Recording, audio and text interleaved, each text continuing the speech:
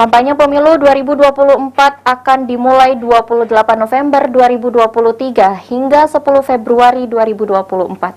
Untuk memastikan situasi, Kamtibmas Kota Prabu Mulih, Kapolda Sumatera Selatan Irjen Pol Rahmat Wibowo memberikan arahan kepada seluruh anggota Polres Prabu Mulih, meski Kota Prabu Mulih tidak masuk tingkat kerawanan pemilu.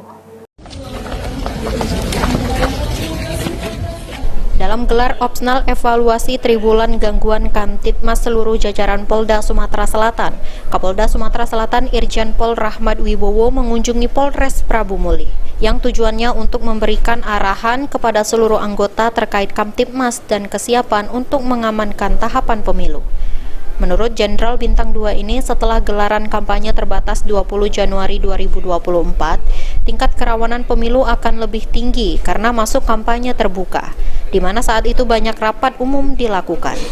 Oleh karenanya, Kapolda Sumatera Selatan Irjen Pol Rahmat Wibowo menghimbau personil untuk waspada.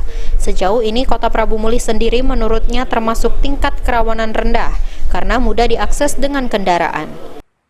Kota Prabu Mulih sendiri tidak ada, karena kota ini semua bisa dicapai dengan kendaraan. Tadi saya ke Omilir, itu ada yang harus naik mobil double cabin, ada yang harus naik kapal karena di perairan. Alhamdulillah di Oganilir aman. Ada satu di Lapas ya. Lapas itu juga perlu kita atensi. Kita koordinasikan dengan KPU, kita jamin semua logistik pemilunya, terutama kotak suara dan suaranya tercukupi.